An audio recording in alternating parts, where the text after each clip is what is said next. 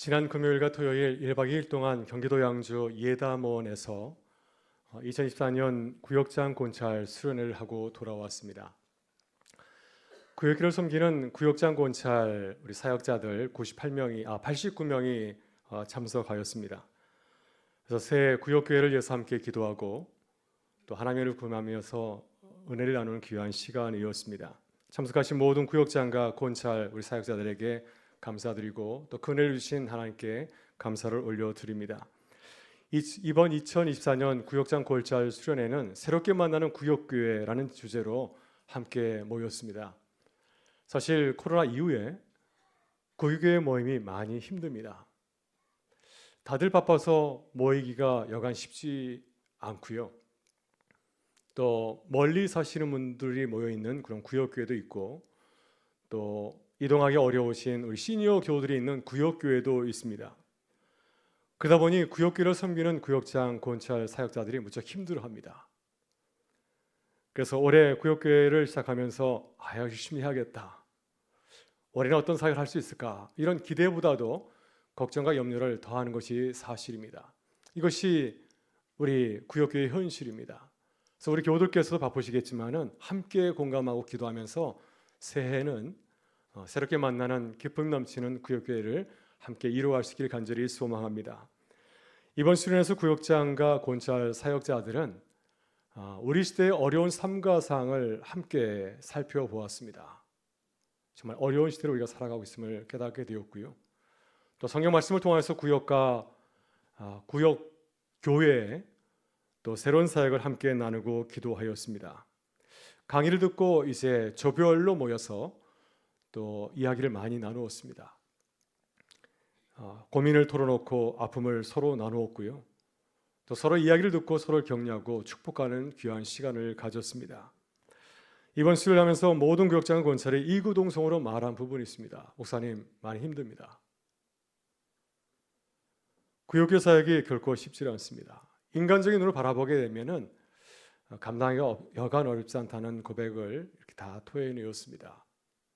그러나 현실은 이러하지만 현실은 구역교회 사역이 무척 힘들고 어렵지만은 그러나 선교적 교회의 눈으로 바라보게 되면은 구역장과 권찰의 사역이 얼마나 중요한지 모릅니다. 선교적인 눈으로 바라보게 되면 이 구역교회의 그 삶의 자리가 얼마나 소중한지 모릅니다. 구역교회를 무엇에 비유할 수 있을까요?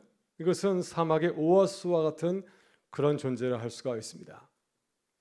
여러분, 세상에 애롭고 힘들어하는 분들이 얼마나 많이 계신가요? 정말 많습니다. 여기저기서 아우성이고 신음소리가 들리질 않습니까? 교회는 어떤가요? 교회는 그러지 않을 것 같은데 교회도 마찬가지로 교회에 나오시는 성도들도 애로움, 힘듦을 호소하고 있지 않습니까? 이렇게 힘든 세상에서 주님의 마음을 닮은 구역교회는 얼마나 소중한지 모릅니다. 함께 모여서 한 주간의 삶을 나누고 서로 격려하고 축복하는 공동체가 있다고 한다면 그 사람은 가장 큰 축복을 누린 사람이 아니겠습니까? 여러분, 세상 어디에서 이런 공동체를 찾아볼 수 있겠습니까? 아무 조건 없이 나를 받아주고 나를 사랑하고 기도해주는 그런 공동체를 어디서 찾아보며 만나볼 수 있겠습니까? 여러분, 선교적인 마인드로 바라보게 되면 구역장과 구역교회 사역은 정말 귀하고 소중한 일입니다. 이번 수련을 마치면서 모두 이런 고백을 하고 나누었습니다. 구역장 권찰 사역 무척 힘들지만은 그러나 새롭게 잘해보겠습니다. 새롭게 시작하겠습니다. 주민 눈으로 바라보면서 주민 내게 주신 사역을 잘 감당하겠다고 함께 고백하고 또 함께 다짐하는 그런 시간을 가졌습니다. 여러분, 이번 구역장 권찰 수련에서 받은 은혜가 참 많아서 사실 89명만 참석하였는데 우리 많은 교우들 참석하지 못하여서 그 은혜를 잠깐 나누게 되었습니다. 이번 구역장 권찰 수련을 인도하면서 저도 새롭게 주님을 깨닫고 감사하였습니다. 아무리 힘든 일이라 할지라도 주님의 눈으로 바라보면 새롭게 보이질 않습니까? 주님이 하실 일이 보입니다. 하나님께서 나를 부르신 것은 나를 통해서 일하겠다고 하는 거잖아요. 그분이 나를 통해서 어떤 일을 하실까 기대하게 되면은 전혀 생각하지 않았던 은혜를 깨닫게 되고 또 감사의 고백을 하게 되는 것 같습니다. 이런 은혜를 깨닫고 돌아왔습니다. 저는 사실 구역장 권찰 수련을 준비하고 인도하면서 내심 좀 걱정하였습니다. 수련을 1박 2일 동안 잘하고 나서 그리고 나서도 우리 구역장군찰 사역자들께서 목사님 그래도 힘들어요. 어떻게 1년을 살아가죠? 라고 말한다고 한다면 서로 얼마나 민망하겠습니까? 수련을 했는데도 불구하고 우리가 이러한 사실적인 고백을 한다면 얼마나 서로 민망하겠습니까? 근데 참 감사하게도 구역장군찰 사역자들이 다시 새로 가겠습니다. 세상이 정말 이렇게 힘들군요. 정말 우리가 열심히 해야겠습니다. 정말 선교적인 마인드로 바라봐야겠습니다. 이렇게 고백하여서 참 감사하였고 하나님께 영광을 올려드렸습니다. 여러분, 이런 고백과 다짐, 우리의 삶이 힘들고 어렵지만 그래도 내가 열심히 살아보겠습니다 라고 하는 고백이 구역장군찰 사역자뿐만 아니라 우리 모든 교우들에도 함께 할 수 있기를 간절히 소망합니다. 사실 우리 교회가 재척의 어려움을 겪고 있어서 이 사역이 만만치 않은데, 그렇지만은 주님의 눈으로 바라보면서 주님의 마음을 감당하는 은혜가 함께하기를 간절히 바랍니다. 그래서 주님과 함께 주님이 내게 주신 그 사역들을, 내게 주신 삶의 그 터전을 잘 감당하기 위해서 애쓰는 은혜가 함께하기를 주의 이름으로 축원합니다. 오늘 사도행전 4장 말씀을 함께 읽었습니다. 제법 긴 구절을 읽었는데요, 베드로와 요한의 사역을 소개하고 있습니다. 베드로와 요한도 우리와 마찬가지로 주의 일을 감당하는 가운데서 귀한 일을 하지 않았습니까? 예루살렘 성전 이문에서 나면서 걷지 못하는 장애를 걷게 하는 놀라운 치유 사역을 해야 했습니다. 평소에는 그냥 지나쳤는데 주의 마음을 가지고 그를 바라보면서 그를 사랑으로 고쳐주는 귀한 사역을 감당하였습니다. 그러나 이 일로 인해서 베드로와 요한은 어려운 일을 만나지 않습니까?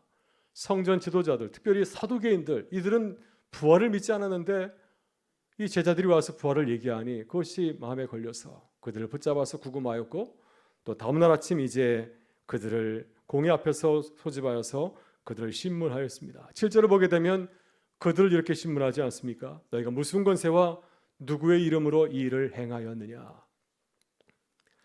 이런 베드로와 요한은 참 억울한 그런 상황이죠. 주를 위해서 열심히 일했음에도 불구하고 박수와 칭찬을 받기는커녕 오히려 감옥에 갇혔고 신문을 받게 되었습니다. 불평하고 원망할 수 있지 않겠습니까? 내가 주를 위해서 열심히 일했음에도 불구하고 이와 같은 일이 벌어진다고 한다면 아마 많은 분들이 중도에 포기할지 모르겠습니다. 그러나 베드로와 요한은 그럼에도 불구하고 담대히 행동합니다. 공회 앞에서 그들이 행한 치유기적 사건을 설명하였고요, 단지 해명하는 것을 거친 것이 아니라 어떻게 하였습니까? 이 사건을 통해서 십자가 달려 죽으신 예수 그리스도를 변증하였습니다. 아주 훌륭하게 변증합니다. 선자의 말씀을 통하여서 성경적으로 이 사건을 풀이하고 해석하였습니다. 그리고 이 지적 사건이 누가 행한 것이라고 말씀하고 있습니까? 너희가 죽인 예수께서 이 놀라운 일을 행하셨다고 증거하였습니다. 본문 9절 10절을 보게 되면 베드로와 요한이 이렇게 훌륭하게 변화하면서 말씀하지 않습니까? 오늘 우리에게 질문한다면 너희와 모든 백성도 이스라엘 백성은 알라. 너희가 십자가에 못 박고 하나님이 죽은 자 가운데 살리신 나사렛 예수 그리스도의 이름으로 이 사람이 건강하게 너희 앞에 섰느니라. 예루살렘 공회는 예수님을 죽인 그 주동자들이 아닙니까? 그러니 그들이 죽인 예수님의 제자를 보고 큰 충격을 받았습니다. 더욱이 그들이 성령 충만하여서 말씀을 담대하게 전할 모습에서 더욱더 큰 충격을 받았습니다. 그러나 그들을 체포하거나 그들을 죽일 증거를 찾지를 못하였습니다. 왜? 이 자리에는 이 놀라운 치유 기적을 경험한 이 장애인, 그 당사자가 여기 서 있었고요, 또 많은 사람들이 이 사건을 알고 있어서 이 기적 사건을 은폐할 수 없었기 때문입니다. 예루살렘 공회는 결국 베드로와 요한을 방면 조치하지 않습니까? 그들을 풀어주고 내보내면서 경고하고 위협하였습니다. 다시는 이 기적 사건을 사람들에게 말하지 말라. 예수의 이름으로 이것을 증거하지 말 것을 그들에게 위협하고 내어주었습니다. 그러나 베드로와 요한은 그들을 협박하고 경고하는 공회원들에게 오히려 담대하게 말하지 않습니까? 19절 보게 되면 이렇게 말하고 있습니다. 하나님 앞에서 너희 말을 듣는 것이 하나님 말씀을 듣는 것보다 옳은가 판단하라. 메시아상관이 19절의 말씀을 좀 더 풀어서 쉽게 이렇게 전합니다. 하나님 말씀보다 여러분의 말을 듣는 것이 하나님 보시기에 옳은 일인지 여러분이 판단하십시오. 우리의 입장은 분명합니다.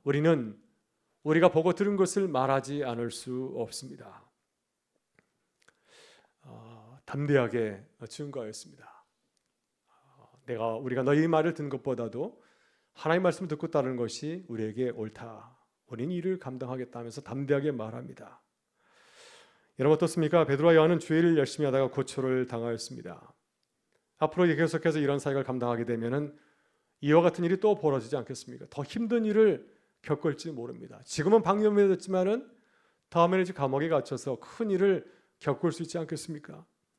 인간적으로 생각하게 되면 이제 주의 일을 그만두고 다른 일을 해야 될 것처럼 보이는데, 그러나 이 베드로와 요한은 그렇게 하지 아니하고 오히려 더욱 담대하게 말하고 행동하였습니다.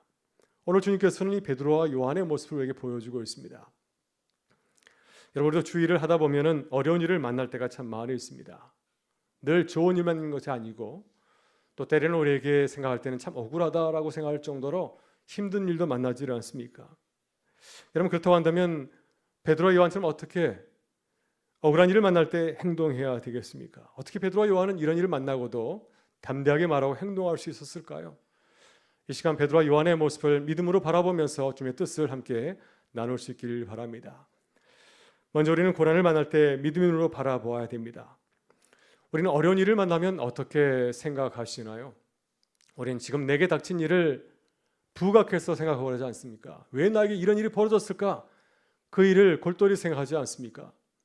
그러니 믿음의 사람으로서 어려운 일을 만날 때 주님의 눈으로 우리가 만난 사건을 생각해 보아야 됩니다.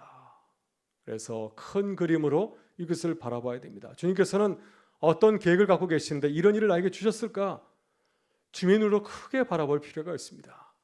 그렇게 할 때 주님께서 내게 주신 이 사건을 새롭게 이해하고 또 깨닫는 은혜를 누릴 수 있기 때문입니다. 하나님께서 베드로와 요한을 통하여서 성전에서 기적을 일으키게 하신 이유가 무엇일까요? 하나님께서 베드로와 요한을 크게 쓰시려고 이런 일을 주셨을까요? 맞는 말씀입니다. 하나님께서 그들을 사용하시려고 이런 일을 그들에게 허락하신 것입니다. 당시 예루살렘 사람들은 베드로와 요한을 갈릴리 촌 사람으로 생각하고 그들을 무시하였습니다. 그런데 이 베드로와 요한이 이러한 상황에서 놀라운 기적을 행할 때 사람들은 비로소 그들을 주목하게 되었고 또 그들이 말하는 것에 귀를 기울이게 되었습니다. 하나님께서 그들을 높여주셨기 때문에, 이 사건을 통해서 높여주셨기 때문에 많은 사람들이 베드로와 요한의 말씀을 듣고 예수를 믿는 놀라운 기적이 일어나게 된 것입니다. 4절을 보게 되면 주님을 믿은 자가 5천 명이나 되었다고 말씀하지 않습니까? 그러니까 주님께서 이 베드로와 요한을 높이 들리게 하신 또 중요한 이유가 있습니다. 단지를 그들을 높이시는 것이 아니라 또 다른 중요한 있음을 알게 됩니다. 그것이 무엇일까요? 십자가에 달리신 주님을 예루살렘 사람들에게 전하고 믿게 하려고 하는 것입니다. 이 놀라운 기적을 할 수 있는 적합한 장소가 어디겠습니까?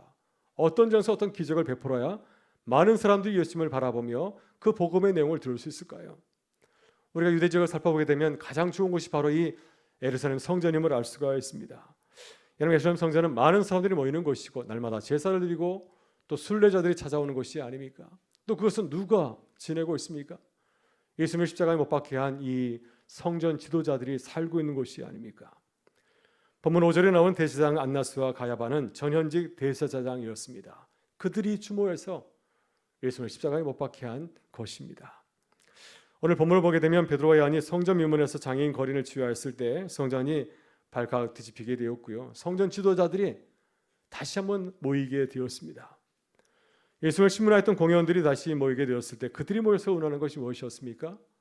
예수님의 제자들을 어떻게 할 것인가? 그들을 어떻게 신문하며 그들의 거취 문제에 대해서 의논하게 되었습니다. 놀랍게도 베드로와 요한이 그 성전에서 그 공회에서 답변한 내용이 무엇인가요? 그들은 공회가 작당해서 죽인 예수님에 대해서 증거하였습니다. 너희가 죽인 이 예수님이 이 놀라운 일을 행하셨다. 일심을 전하였습니다. 그리고 그들이 예수님이 행한 일이 얼마나 무서운 일인가, 얼마나 무서운 죄를 지었는지를 그들에게 전하게 되었고 또 그들이 복음을 듣고 다시 회개할 수 있는 기회를 그들에게 허락하신 것입니다. 이렇게 믿음의 눈으로 바라보게 되면 하나님께서 베드로와 요한에게 참 귀한 일을 맡긴 겁니다. 우리가 볼 때에는 고초를 당한 것처럼 보이지만 주님께서는 베드로와 요한을 통해서 그 기적을 통해서 그 고초 사건을 통해서 복음을 증거하게 하는 귀한 일을 그들에게 허락하여 주신 것입니다. 오늘 본문을 보면 베드로와 요한은 이런 주님의 뜻을 깨닫고 있습니다. 성령께서 그들에게 감동을 주셔서 주님의 뜻을 깨닫고 그들은 조금도 주저하지 아니하고 담대하게 말하며 행동하였습니다. 이번 구역장 권찰 수련회에서도 구역장 권찰 우리 사역자들과 함께 이런 말씀을 나누었습니다. 우리가 구역교회를 섬길 때 선교적인 시선으로 또 선교적인 감수성으로 바라보십시다. 또 구역교회를 섬길 때 이 선교적인 마인드로 바라보십시다. 그래서 구역교회와 지역사회를 어떻게 섬길지를 한번 바라보자는 그런 말씀을 나누었습니다. 그럼 우리가 힘든 상황에서도 우리에게 주신 사역을 기쁘게 감당할 수 있기 때문이죠. 작은 눈으로 바라보게 되면 내게 주신 사역이 힘들고 어렵지만 큰 눈으로 바라보게 되면, 주민 눈으로 바라보게 되면 구역교회 사역과 구역장의 또 권찰의 사역이 얼마나 크고 참으로 중요한지 모릅니다. 그 사실을 우리가 바라보게 될 때 오히려 우리는 감사함으로 주님께서 내게 주신 일을 감당할 수 있고, 또 주님께서 내게 주신 기쁜 뜻을 깨닫고 기뻐하며 감사하게 되는 줄 믿습니다. 여러분, 어려운 일을 만났을 때 믿음의 눈으로 바라보실 수 있기를 바랍니다. 우리 향하신 주님의 뜻을 깨닫고 또 주님의 일을 기쁘게 감당하는 은혜가 함께할 수 있기를 간절히 소망합니다. 다음으로 고난을 만날 때 믿음으로 담대하게 행동해야 됩니다. 여러분, 우리는 어려운 일을 만나면 어떻게 생각하고 행동하시나요? 기뻐하기보다는 긴장하고 걱정할 때가 참 많이 있습니다. 왜 우리가 긴장하고 어려워할까요? 우리가 이 어려운 일을 잘 감당할 수 있을지 내 모습을 살피기 때문이 아닌가요? 내게 주신 일을 내가 감당할 수 있을까? 내가 하기에는 커 보이는데 어떻게 할까? 이런 생각들을 하지 않습니까? 그럼 우리는 어려운 일을 만날 때 오히려 기대하고 기도해야 됩니다. 우리의 모습을 주목하는 것이 아니라, 우리가 과연 이 일을 할 수 있을까? 우리의 모습을 주목하는 것이 아니라 하나님을 바라보고 주님이 행하신 일을 사모해야 될 줄 믿습니다. 그러면 이 일은 내 일이 하는 것이 아니라 하나님의 일이 되는 것입니다. 내가 고민하며 내가 붙잡고 있으면 이것은 내 일이지만은, 그럼 이 문제를 내가 인식하고 이것을 하나님께 토스하게 될 때, 하나님께 맡기게 될 때 그 일은 내 일이 아니라 하나님의 일이 되는 줄 믿습니다. 하나님이 하신다고 생각하게 되면 기대가 생기지 않습니까? 나는 부족한 하나님께서 나를 통해서 어떻게 역사하실까? 하나님께서 어떻게 도우실까 생각하게 되면은 우리는 기뻐하며 또한 담대하게 말하고 행동할 수 있는 줄 믿습니다. 여러분, 우리가 공회 앞에 선 베드로와 요한이라고 한번 생각해 보십시오. 여러분, 공회원은 누구인가요? 당시 유대사의 최고의 엘리트들입니다. 71명으로 구성되어 있는 이 공회는 요즘으로 하면 국회라고 말할 수가 있습니다. 모든 면에서 베드로 요한보다 아주 뛰어난 그런 자들이죠. 인간적으로 그들을 바라보게 되면 베드로와 요한은 주눅이 들었을 것입니다. 왜? 나보다 훨씬 더 뛰어난 그러한 모습을 가지고 있기 때문에. 내가 저들 앞에서 어떻게 예수님을 증거할 수 있을까? 내 모습을 바라보게 되면 담대히 말을 할 수가 없습니다. 아마 대답도 제대로 하지 못하고 우물쭈물하다가 공회원이 하라는 대로 그냥 시키는 대로 하겠다고 말하고 물러나지 않았을까요?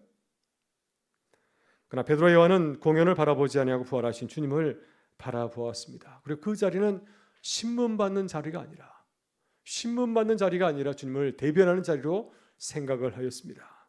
그래서 공회원들에게 누구를 증거하였습니까? 위대하신 예수님의 이름과 능력을 증거하였습니다.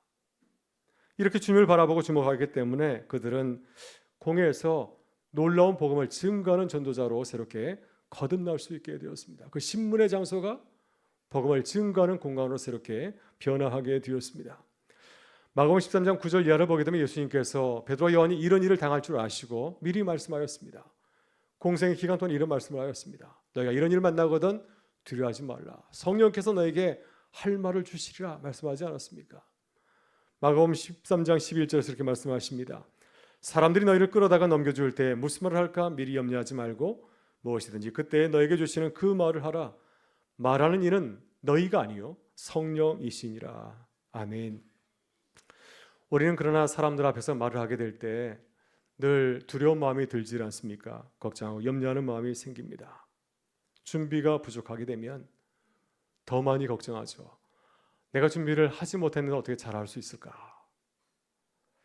준비를 많이 하면 걱정하지 않을까요? 준비를 많이 해도 걱정합니다. 내가 준비를 많이 했는데 혹시 실수하지 않을까? 그래서 우리는 준비를 많이 하든 하지 않든 늘 걱정하고 염려하지 않습니까? 내 모습을 바라보면서 걱정하고 염려할 때가 참 많이 있습니다. 여러분, 저도 그렇습니다. 매주마다 말씀을 전하지만 이 자리가 그렇게 쉬운 자리가 아니더라고요. 늘 걱정하고 염려할 때가 참 많이 있습니다. 그러나 이런 마음이 올라오게 될 때 잠시 이런 마음을 내려놓고 주님을 묵상하게 되면 주님께서 오늘 나를 통해서 어떤 말씀을 전하실까? 주님을 생각하게 되면은 그런 걱정 관심은 다 사라지게도 마음의 기쁨과 평강이 찾아오는 것을 경험하게 됩니다.